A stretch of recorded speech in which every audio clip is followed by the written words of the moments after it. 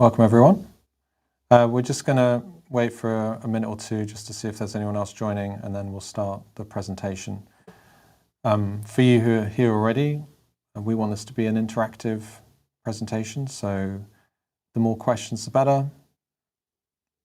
The more questions you have, the more we can get out of this. So just feel free to say hi in the chat. I see my son's joined. Very good.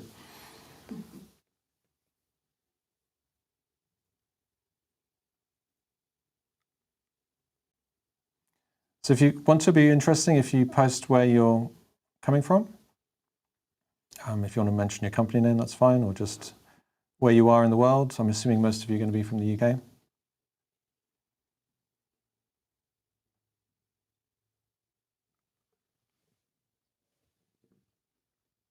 Hi, Neil.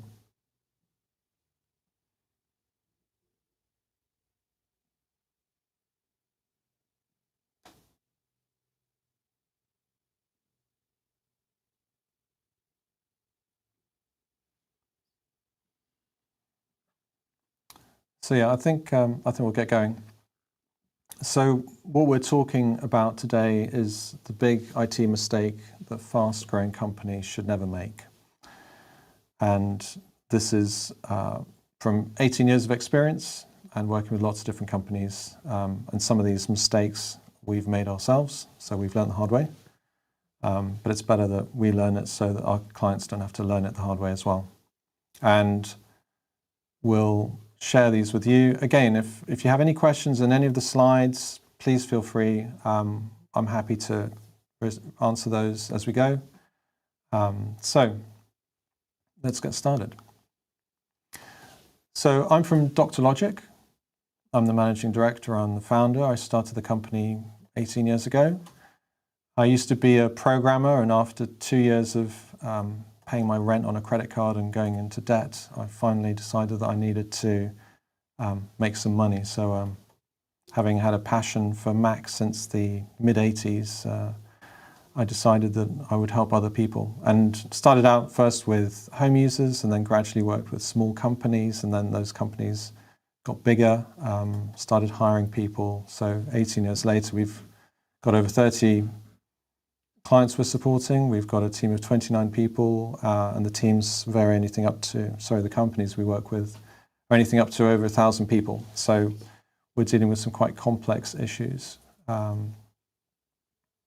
So, as I said before, just a reminder, if you're just starting now, please pop any questions into the chat.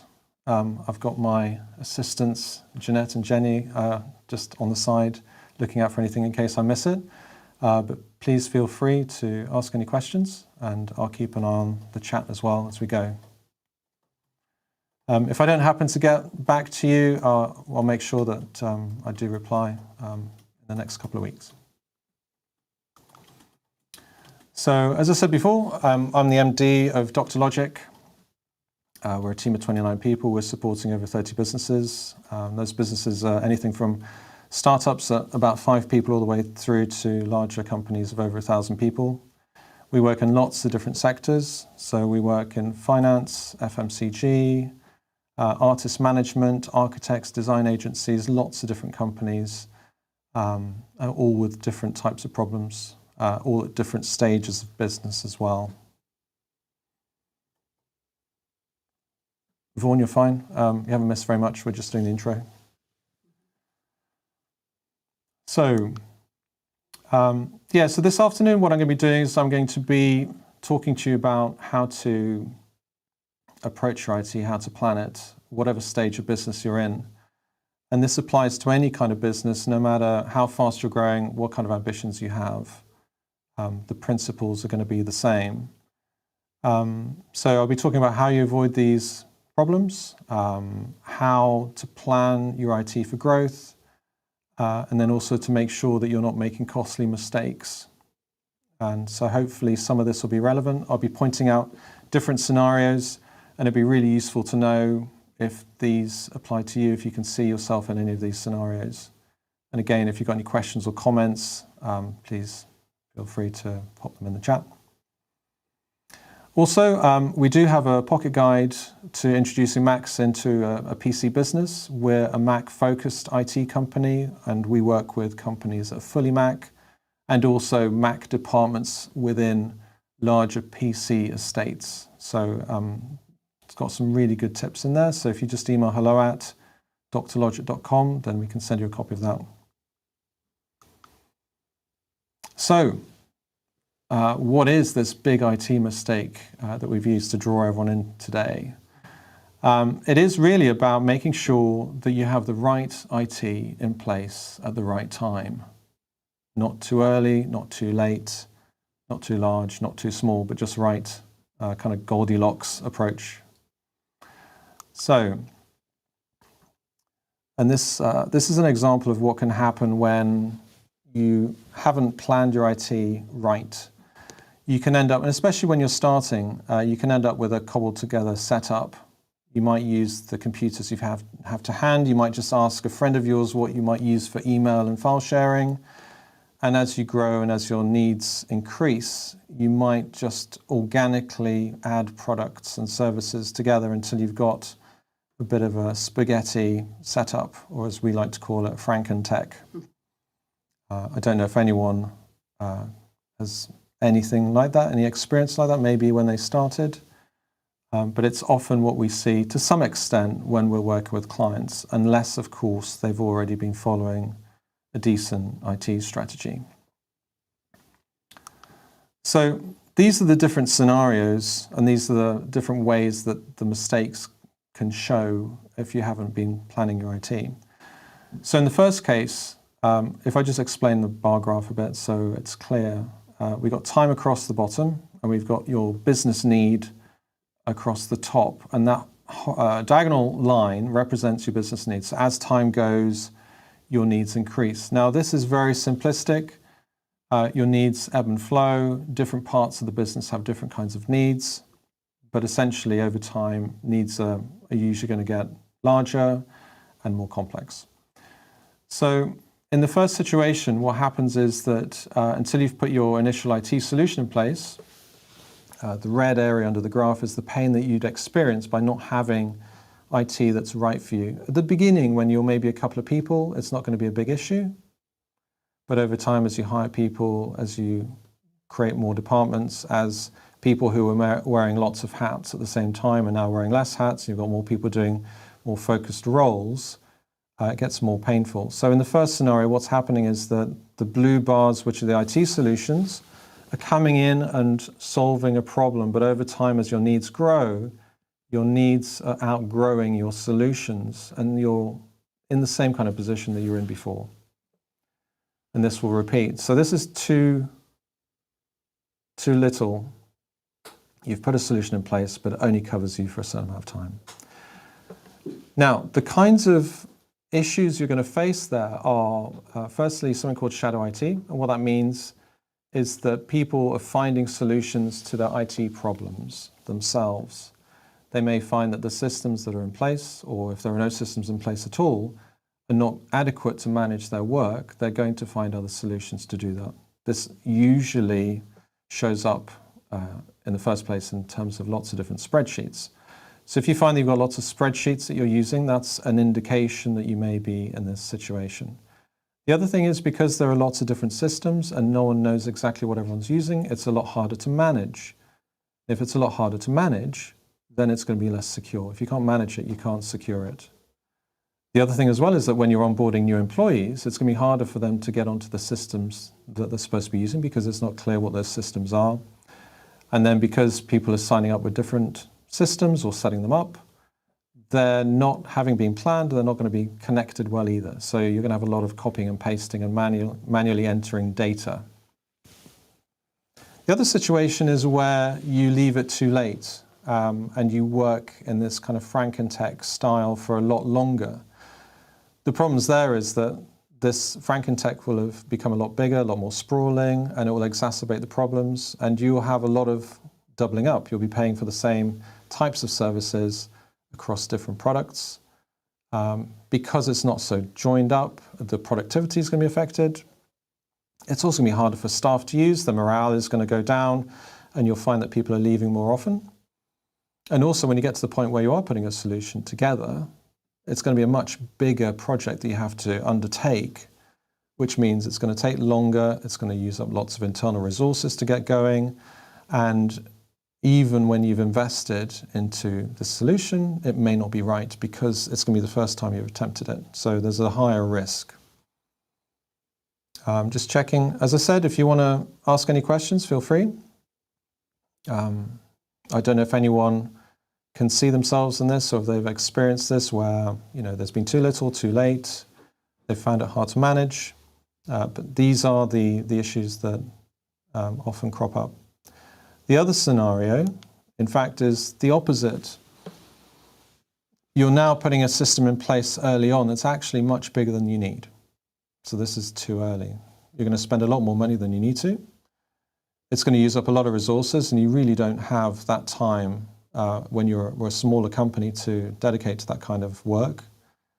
And it's going to take quite a long time to implement anyway. And at that stage, the business is changing quite a lot, and you may find that what you've put in place isn't going to be right anyway. Okay, Vaughan. So the question is, as an Apple Mac support provider, when is the best time to start getting an MDM solution into the business? So in case you don't know what an MDM solution is, that's just device management, which means that you can configure a computer, you can install software, you can upgrade operating systems and applications and set other settings such as desktop backgrounds and sleep times and so on. There really is, it's good to have that right from the get-go. There's little cost, it's very easy to set up, and it also means that when you're onboarding extra users, new users, it's a lot easier to do it consistently. And this is one of the points. Some of these solutions are quite cheap, they're easy to install, and it also means that down the line, it's going to be much easier to onboard. When you've got to a stage where you're tens of users, hundreds of users, you don't really want to be spending hours manually setting computers up. Why it is difficult for IT support companies to work with Frankentech. Thank you, Rick. So an IT company or an internal IT department trying to deal with Frankentech is very difficult. First of all, because they may not be aware of everything that's being used. Secondly, because it hasn't been designed from the beginning to all work together. You're going to have issues of incompatibility. You're going to have lots of training issues. And in terms of an IT department, if you've got, say, 27 solutions when you could have been fine with 5, it means the IT department or that external IT provider is going to have to be knowledgeable on all those different solutions rather than a few. Aitchison, have been there with customers, know the situation. Thank you, yes. Shadow IT. Shadine's asking, could you give me an example of shadow IT? So for example, let's say you want to keep track of notes relating to a customer. There is no CRM system. It may be the case that you decide to, you've been using something like Evernote. You decide to store all your notes about a client or your meetings in Evernote. That's something that IT doesn't know about at all. If that account got compromised, IT wouldn't have any idea about that at all. Or it may be the case that the company is using Zoom, but you decide that you prefer something else. You're using Google Meet or BlueJeans or something else. Those are examples of shadow IT. Or maybe even you've got Microsoft 365, but for some reason you're using iCloud to do your calendaring or sharing your calendars with clients, for example. So too early. As I said, it's very expensive. You're going to be putting in place something you really don't need at that stage. And you may ask, well, why does shadow IT creep in at this stage? Well, the point is that if something is too complex, too cumbersome, too complicated to run, people are going to likely look for a simpler solution. And once you've realized that it's too much and it's too hard to maintain or too costly, what's going to happen is you're going to have to implement something that's more appropriate for your needs, and that's what the second bar graph is. It's then moving from something that's too complex to something that's appropriate. So how do you avoid these mistakes? How do you avoid these scenarios? Here we go. Yes, Vaughn's saying, and quite hard to configure for a non-technical person. However, paying for external support company or project is quite outside the budget of a small startup. Yes, so one of the issues that that small companies consider is that they can't afford external support. They can't afford to pay for a large project. The thing is, there are providers who are suitable for all manner of companies. And again, I mean, when I first started, I was doing home support for home users, paying, charging by the hour. It wasn't very expensive. But my point with this is, if you're a small company, you may need to invest maybe in a small project. It might be a day's worth of fee. But if those systems are set up properly and appropriately, there's no need to be investing in projects and other services and tools all the time. Case in point, we have a client. They have a shared mailbox for all their finance questions that come in for the finance department. Recently, we scoped up what their requirements were. There are 5 people that need to use this, and we've come up with a solution that, in fact, will not cost anything. There's a free tier that's up to 10 users. And what this is going to do is it's going to completely change the way that the finance team handle queries that are coming in. It's going to be a very small project and no ongoing costs to begin with anyway. Once the team gets bigger, that will change. But one of the things is you don't need to spend a lot of money to get the right solutions in place. And if I just briefly go to this point before, is that when you're small, it's not appropriate to be spending a lot of money. It's completely appropriate to be spending to your means. So these solutions don't have to cost hundreds or thousands or tens of thousands of pounds. Vicky says, we're in a Frankentext situation. Great phrase. But as we go into a recession, how can I convince my board that a more managed outsourced solution and hence the investment is needed and justifiable? Good question. I would say I'll come back to that, but let me think on my feet. There are certain costs which are really important, and the point is to show the value of having, or the cost of having, an inappropriate solution. And this usually plays out in terms of productivity and also morale. If people are using systems that are very difficult to use or they're unproductive, even saving, I mean, if you're a company of 50 and you're saving 10 minutes a day across all your staff, that's 500 minutes a day. And if you extrapolate that over a month and look at the hourly charge-out rate or the cost of each of those employees, you'll soon find that there'll be a quick ROI. So it's really important to look on the return on that investment to see whether it's worthwhile. And it definitely is, as long as you're choosing the right problems to solve and you're choosing the appropriate solutions. So as I said, so the first thing really, it comes back to the business itself. Where is the business now and what are its needs at the moment? And the next thing is to consider where the business is growing and what the needs are going to be in the future. Because as I've showed in the previous charts, what you don't want to do is put a solution in place now that is going to be out of date in 6 months' time and have to be replaced again. And if you've got your IT solutions aligned with your business needs, then what happens is, rather than it being an overhead, again, this goes back to your point, Vicky, it becomes an investment, because what it's doing is it's actually providing value to the business directly, because it's actually answering its needs. And so if you consider it that way, the way to ensure that you continue to be developing IT in the appropriate way is to have a strategy. Aitchison said, in the past, some companies used to view IT as a cost, not an investment. This has now changed and more investment is going into the IT strategy. Absolutely. I mean, one thing to consider is that you're going to be spending money on IT anyway. You do already have systems, whether it's Microsoft 365 or Google Workspace for email and file sharing. So there is already a cost. And again, another thing is that these platforms, they have a lot of built-in features that a lot of people are not aware of. So it's not the case that you actually have to invest in lots of different solutions, because both of those systems have lots of features in terms of device management, in terms of video conferencing, instant messaging, for example, Teams.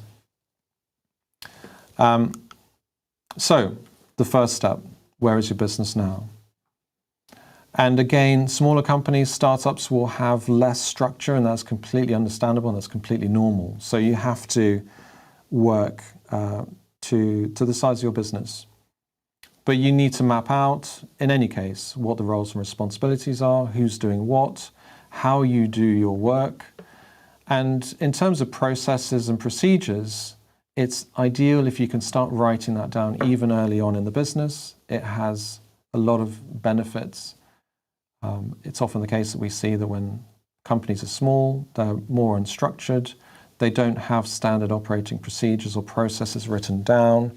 The onboarding process, the induction process often involves a lot of talking, a lot of explaining verbally how things are done, which opens up to different people having different ideas of how things work. But when you're looking to put solutions in place, it's important to have a single way of things being done, because it's very difficult to then build systems around processes where they're done in different ways by different people. If everyone's got a different take, it's going to be very difficult to put a system in place to capture the way that you work. So, especially if you're larger, it's then important to set up interviews, talk to different people in different roles. And you can also do this by sending out surveys. And it's also important, especially if you've now got a large enough organization where you've got disparate departments, to have them all involved and put a bit of more of a formal process in place to capture all this information. The other thing as well is that there's a large element of change management involved, organizational change. And so when you are putting systems in place, even though the system might solve all your problems, might be an ideal solution, if you haven't considered the people element of it, then you're likely to have a rather less than fully successful implementation. Anton asks, how do you measure ROI from your company's IT expenditure? Again, the first part of this, as I mentioned before, is to realize the cost of not having the IT solution in place. If you don't do that first, then it's much more likely that the investment is just going to look like a cost. So it's important to, in advance, measure the cost at the moment, then put in place the metrics to be able to measure your strategy going forward, which I'll cover on another slide as well. So, as I said, you're already spending money on IT, and the way that you transform this spend into an investment is to make sure that you're getting a return. And the way to get a return is to make sure you understand your business now, what it needs, what it's going to need as you grow, to make sure that whatever you're putting in place is not going to have to be replaced or re-implemented. And as I said, when IT is adding value to the business, it's an investment because it's providing a return. But how do you develop an IT strategy? So you need to consider your current and future needs. And depending on how you run your business, you may be familiar with OKRs, objectives and key results. You may have sales plans, growth plans. These are all relevant to this. What's important, once you understand what your business needs, it's then important to define the scope of what you're going to be solving and the timeline you're going to be doing that against. In some of these situations, again, I gave the example of managing a finance inbox. That's something that can be scoped in a matter of hours and maybe sometimes even implemented in a matter of days. And sometimes it's useful to consider doing a proof of concept and then looking at working towards a minimum viable product, and maybe either on a test group or then on one department before you then spread that out to the rest of the business. But you don't want to throw away the baby with the bathwater. It may well be the case, even with your Frankentech setup, that there's systems of value already in place. It's not a case of having to throw everything away and starting again. And often, especially with fast-growing companies who need high-velocity IT, you can't afford that downtime. So it's a case of changing the wheels while the car's driving. Once you've done this and you've looked at what your needs are, you've looked at the scope of the projects and the timeline you're considering, and then also what you've already got in place, you can then put together an IT roadmap, which is going to be your map of development over the course of the next 6 months, next year, the next 2 years. Again, businesses vary in the way that they work, vary in terms of the environment they work within, and so each one is going to be different. And so for some people it is completely relevant and appropriate to be looking at 5 years, whereas in other cases 6 months or 3 months may even be right, especially as you're starting out. You don't want to overinvest and build a system that you're going to have to then change from. And as Anton, I believe, was asking earlier on, it's really important to then define KPIs to be able to measure the performance of the strategy to make sure that it's working for your business and adding that value and being an investment. And as things change and as the business grows, and also the success or lack of success of any solutions or projects you put in place, it's important to review and adapt your strategy as your business changes, the environment changes as well. Matthew, what's the tipping point between doing your IT support planning, etc., in-house versus utilizing an outsourced resource? Well, that's very kind of you to ask, because this is what we are. We're an outsourced resource. It depends. I mean, some companies start with outsourced and they move in-sourced, and another way around. Some of the companies that we work with, especially scale-ups and startups that are very focused on high growth and what they do best, they're very keen to outsource everything else. They can just focus on their core capability. If you're considering hiring someone, it's often better value to have someone have it outsourced, because you're then working with a team of people rather than one. You don't have to worry about recruitment, staff retention, career progression. And we find the companies that do have internal resources that stay for a while, there's usually at least 3 people required, a senior and 2 juniors, someone to manage the other ones as well. So there's a bit of a jump to build your own internal IT resource. The way this sometimes works is, again, when companies are being founded, it's usually that someone is quite IT literate. Sometimes a little knowledge is dangerous, but they will be able to carry the company to a certain extent. But it's a choice. You can either outsource or you can hire. There are pros and cons to each. But especially with a company like ours, where there's a lot of different experience, it's going to be hard to hire that with a few people. And also when someone is working internally, you have to think about their motivations and why they would want to stay, and how you keep them interested and how you keep developing them. And you may get to a point where what's required by the business doesn't justify any further development in the internal IT resource. So there are pros and cons. Aitchison asks, on the whole, IT companies should offer a service over and above the initial implementation and go live that enables the customers to get the best out of their investment.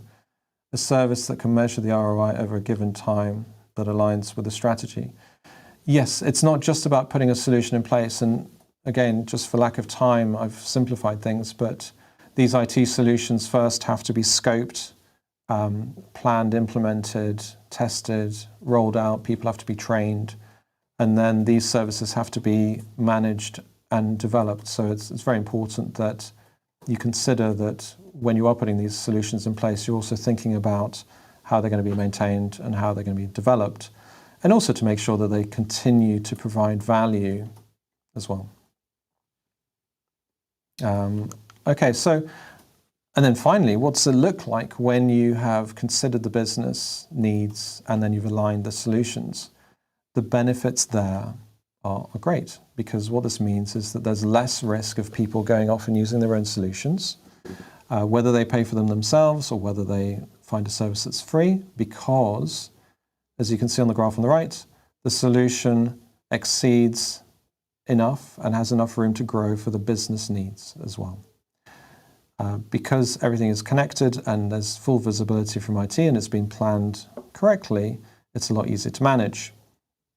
And because of that as well, and security is much more of an issue than it was before, especially because everything is connected via the cloud, and there are more people interested in trying to attack And for example, the Ukraine war has increased cyber attacks. It's really important these days that companies consider their security. I've got another question from Vaughan. Vicky, you are from a startup. What's an actual roadmap? Almost sounds like a buzzword for us to pay more money. Okay, well, so a roadmap. What is a roadmap? Is just a plan. So where are we now? What do we need? Where are we going? What are we going to need then? It might be as simple as saying, well, at the moment we have 10 people. In a year's time, we're going to have 100. What problems are we going to be facing along the way? How are we going to have to change the way that we operate so that at that point in time we're still functioning and we're not now suffering from growing pains?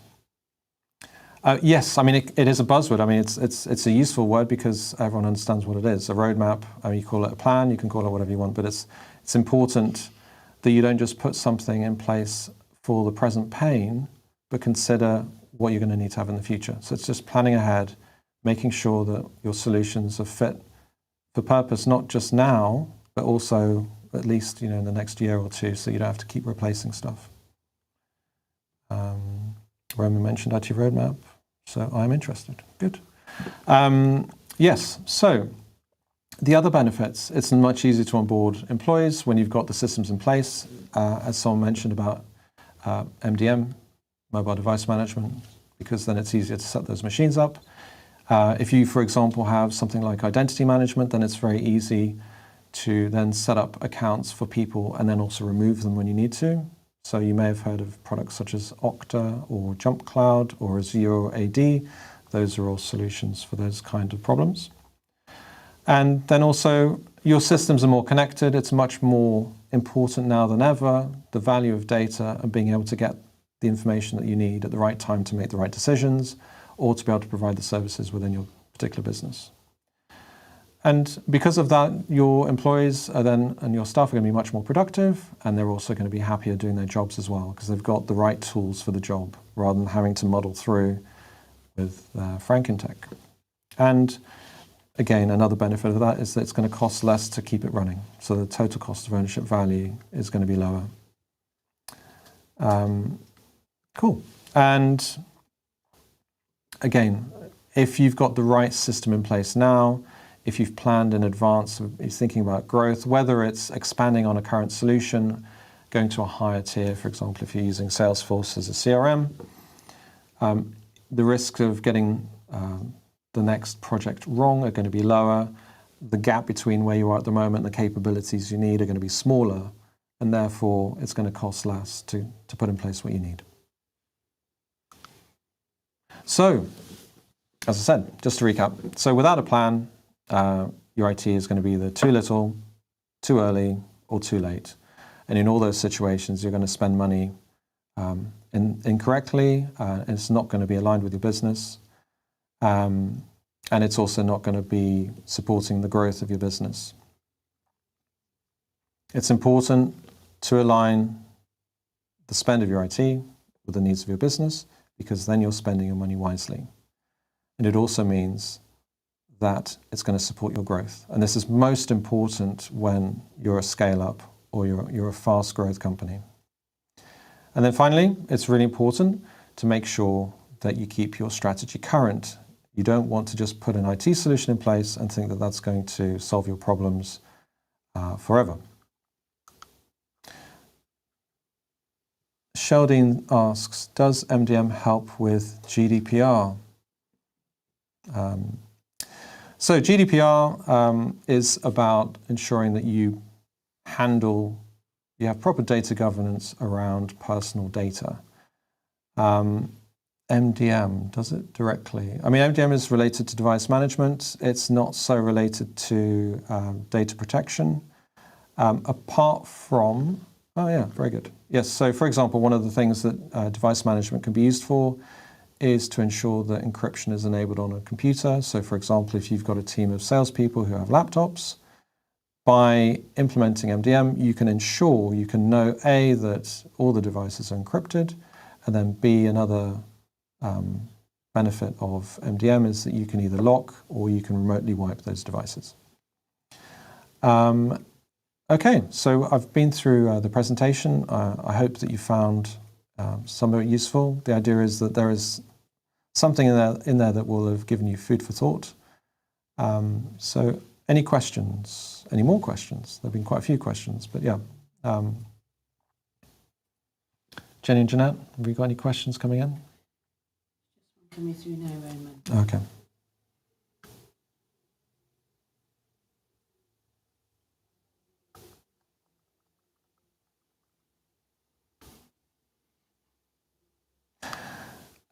Yeah, so we had a question. Have you seen any examples of underinvesting or overinvesting with clients, and how did this get solved? Well, I'd like to say that we never make mistakes, but we have ourselves made a mistake, and we overinvested in so we're an IT support company, so we put in an IT support solution that had lots and lots of bells and whistles and was very exciting. The license fees were probably about 4 times as much as what we'd paid before, but because it was a complex system, we then had to pay for a partner to implement it as well. The implementation didn't go well, so we then had another partner do another implementation. And then because the system was now so complex, we had to then hire someone to maintain the system on an ongoing basis, which was actually more than the cost of the system itself. So after about a year, we realized that this was the wrong direction. We tried various ways of fixing the system. And in fact, what we did is we then scaled back to something that was simpler and actually covers all the needs we have. So this was very much a situation of too early. It may well be the case that this system is appropriate for us in the future, but we realize, and I think that's one of the things, is like if you do realize you're in a situation where even if you've spent a lot of money, that cost is now sunk. And it's really about looking about what the business needs now and cutting losses and making sure if you make a mistake, that you correct that and you put something appropriate in place. Are there any quick fixes when it comes to IT? Blimey, that is a that is a broad question. Quick fixes. Well, I guess if you're talking about, if you're in a situation where it is a bit of a mess, one of the first things is to try and bring a bit of order to it. And again, if I look back at one of the previous slides, which I'm talking about, is how do you put an IT strategy together? It doesn't have to take weeks. It doesn't have to be an onerous, massive project, but it's 2 things. One is, what do you need and what do you have? And it's looking about and just combining those 2 and seeing if there's anything in there that's superfluous and anything in there that's not really working. And then also if you do, especially if you're a smaller company, it's a lot easier to do, is to find out why people might be using certain products, which ones are working better, and then starting to slim down your setup so to make it more congruous. I've got another question. What should a company do that can't afford IT support yet because they're very small but still need to plan for the future because they know they're onto something and know they will grow? So, I mean, the assumption then is that the very small company is not funded, it doesn't have any backing, it's not got any seed funding, maybe people are doing this themselves for the first time. They may have worked in a business and thought they can set out on their own. Again, I mean, you can talk to a different IT provider. A lot of IT providers will be quite happy to have an initial conversation without charging any money at all, and that goes for us. If we have any companies approaching us, we'll always have an initial chat to understand what their needs are. And even if we can't help, and even if they can't afford us, we can definitely point them in the right direction. So that's the first thing, is don't be afraid to approach IT providers and ask for some advice. And again, the other thing as well is that these projects don't need to cost a lot of money. And again, it is an investment, because if you can set yourself up in the right direction from the beginning, it's going to be a lot less costly down the road because of the way that people will be able to work much better, and because you won't have to have a much larger implementation down the line.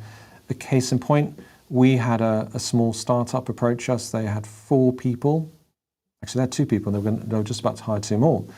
And they had already set themselves up on Google Workspace. But the person I was talking to was saying that they were really keen on Microsoft and they really liked OneDrive. Now, they weren't that technically literate. But in that conversation, we could say, well, it doesn't really make sense for you to be on Google. You can cancel that. You've only got one account. This is how you migrate the data. So it's never, and this is my whole point, is that it's never too early to think about IT, and it doesn't have to be expensive. And this is one of the things that people are sometimes concerned about, is that investing in IT necessarily has to mean spending lots of money. It doesn't. And in some cases, it's very, very inexpensive. Can Macs and PCs coexist? Do you support both? Yes, we do. We're focused on Mac. We work with companies that are predominantly Mac-based, and inevitably there'll be a few PCs around, and we see about half and half use Google or Microsoft, so we need to know that anyway. And they definitely can. And these days, a lot more applications work on both platforms, and a lot more of the services that clients will be using are actually cloud-based anyway. So it's a lot easier now, and they can definitely coexist. What are your IT must-haves for fast-growing companies? Michael, thank you. That's a good question. So the first thing I would say is you need to have some kind of Office suite to do your email, your file sharing, your instant messaging, your video conferencing, and obviously because of the pandemic now we're working more remotely than we used to. We're much more interested in sitting in front of a video camera.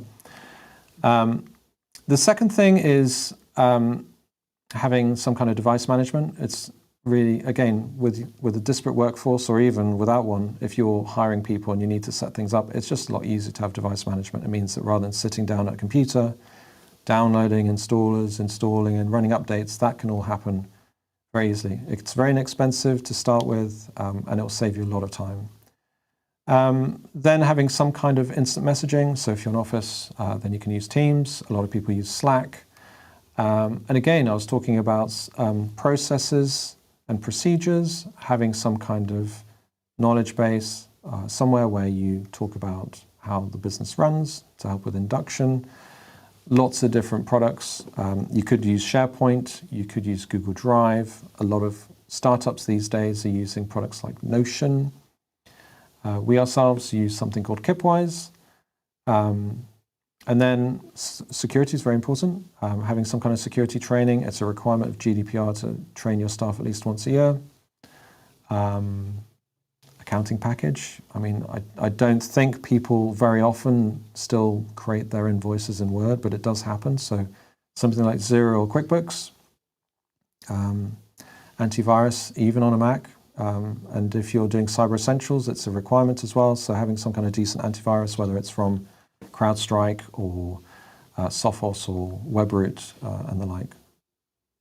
Any top tips for startup apps and tools to get some structure in place? I think I've covered most of that. I'm just wondering, of course, there's another thing that's really important, having some kind of HR platform. There are lots of different ones. There's Humans, Charlie HR, Bamboo HR. This will help a lot. It'll help a lot in terms of tracking your holiday allowance, sickness, salaries when those change in job roles, helping with onboarding. And if you have the right system in place, it can really give a really good first impression as well, and take a lot of the admin off your plate too. Rick asks, iOS or Android smiley face, tongue sticking out? Thank you. Well, obviously I would say iOS. I think I used an Android phone once. The reason I would say iOS, especially if you're in a company where people are using their own phones, it's going to be more secure. There is only one app store, which is Apple's App Store. On an Android device, you can use any app store. It's a lot easier to get malware on those devices. However, for example, if you've got Google Workspace, you can manage those Android devices as well and lock them down to the Google Play Store. And then the alternate answer is they're both fine. We focus on Apple, but there's absolutely nothing wrong with non-iPhone devices. Right, any other questions coming in? I think that might be it. Anything about anything we've talked about today?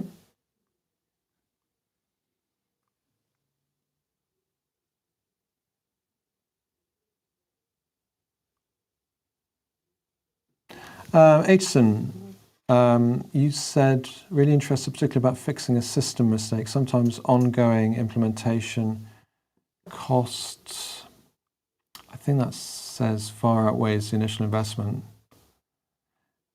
Yeah. And that's true. I mean, I think a rule of thumb is if you are investing in anything that you can't afford, it's probably not right for you.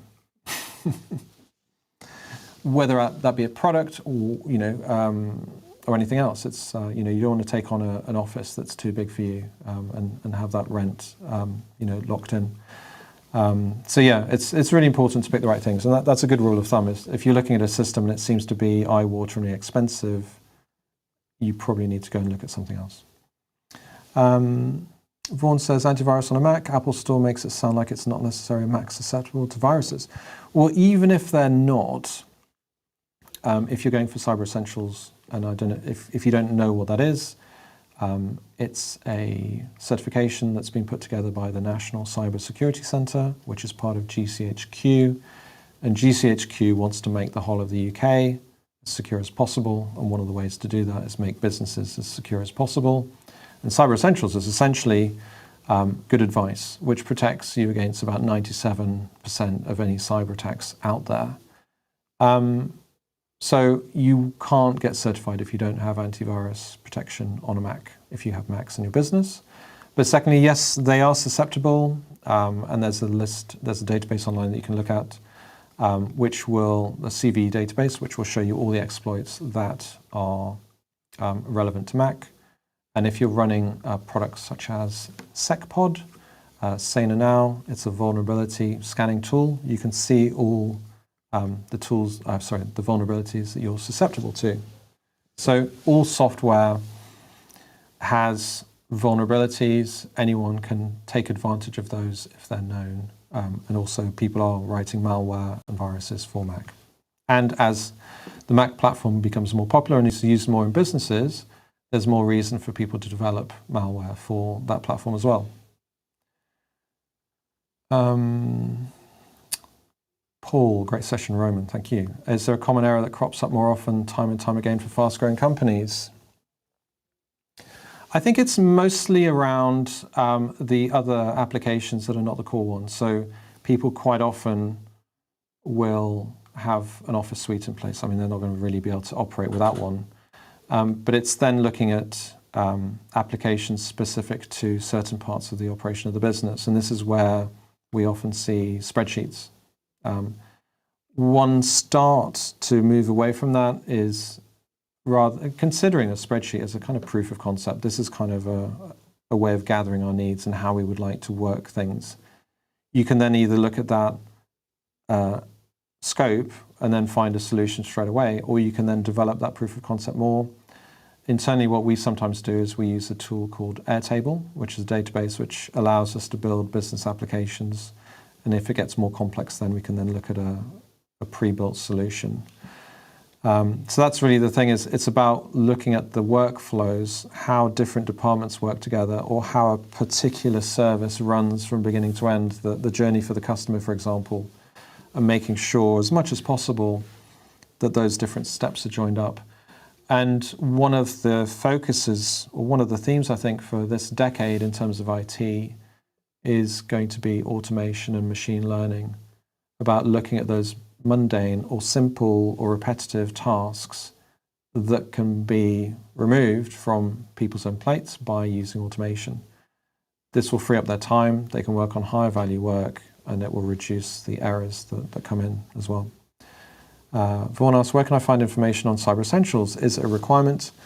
If you go to iasme.co.uk, that's iasme.co.uk, they have a page on Cyber Essentials. You can also download a guide which will give you all the questions that you would need to answer as well. And on that note as well, there's Cyber Essentials Plus. The difference is Cyber Essentials is self-certified, so you fill out the questionnaire yourself. Cyber Essentials Plus, they will then check to make sure that what you say you are doing, you are actually doing as well. But it's simple things like keeping your computer up to date within 2 weeks of a release coming out, making sure that no one's using admin accounts, making sure that you have two-factor authentication where possible, you're changing default passwords on network infrastructure and hardware, and also that you have some rudimentary processes in place at least to be able to decide whether someone should or should not have admin access to certain systems as well. If they've made a mistake with IT, can an IT provider help, or will they rip everything out and start again? Cost is an issue. Yeah, again, I mean, internally, if you're looking at what you have in place, that's very easy for you to then decide what you want to keep or not. If you are at the point where you need external support and you're having someone come in to look at things, it will go in one of two ways. Some IT companies will try and work with whatever's in place. So, for example, if your networking kit is Meraki, but the company that you're talking to don't do Meraki, but they're working on a Ubiquity instead, they may, if they want to work with you, say, well, actually, we're going to have to put Ubiquity kit in from now on. We will, understanding that there's a large investment, we will try as much as possible to work with whatever's in place. But that's a call on the IT provider, because it obviously is more difficult if you're supporting something that you don't normally. Engineers will need to be trained to be able to handle that kind of stuff. But it depends on the provider. It depends on exactly what bit of kit. But I would say if you've put a large investment in something and that works, then you want to ideally find a provider that's going to be able to support what you have in place. Matt, what's the value of being an ACN? So we're Apple focused. We're part of something called the Apple Consultants Network. So Apple, for companies of 500 and below at least, their enterprise support teams aren't designed to cater for that size company. So quite often what happens is if businesses are Apple-based and they're coming to an Apple store and they talk to the business team, they only know about Apple. They don't know about other stuff, so they wouldn't be able to help with internet connections or security questions or implementing a CRM or whatever else. So the Apple Consultants Network is a group of certified, insured, third-party companies that have been vetted by Apple, so that Apple, when there are companies of 500 and below, can then pass on those queries and have those companies be supported. Can Microsoft Office 365 work well on a Mac? Yes, mostly. I mean, it is a slightly poor second cousin. We've seen situations where there are complex Excel spreadsheets where a Mac will just grind to a halt, where a PC will just fly through it. And that's just more down to the implementation as opposed to any issues with the Mac platform itself. We have also seen issues with OneDrive, so syncing files between the OneDrive agent on the Mac and the cloud to a SharePoint document library. That can cause problems. There are other solutions such as Ignite, which is a fantastic file sharing platform, which Microsoft has partnered with, that works really well on a Mac. But on the whole, I mean, file sharing can be a bit of an issue, but apart from that, it works really well. And again, if you're in finance and you're doing some really heavy number crunching, it can be a bit tricky, but on the whole, yes, it works really well. And it's in Microsoft's interest as well to make sure that it works, and any issues that they do have on OneDrive, they're working on. And again, you'll see if you do use it, how, for example, the Outlook client continues to be strongly developed. I don't know if there are any other questions. If there are, just let us know. If not, you can email me. You can see, but that's my email address, roman@drlogic.com, or you can DM me on LinkedIn. I'll be happy to answer any questions. Vicky, the webinar talks about the biggest mistakes, but what is the biggest IT success a company can do? And that's really, it's a mentality, and I think it's about realizing that in this day and age, if you're not really looking at how IT is going to give you value, you're missing a trick, because there are going to be other companies that are. So it's about realizing that IT can and needs to support the business, and when they're aligned, then things work really well. Great, I think that might be it. I I think we've got a couple of minutes left. If anyone's got any other questions, you can pop them in. Otherwise, we might end it here. I think that's it. Well, thank you very much, everyone, for attending today. I hope you got something out of it. But the key thing is just make sure that your IT matches your business where it is now. And you can easily do that by looking at what your business needs and then making sure that your IT is providing what it needs. And then you're good. Thank you very much.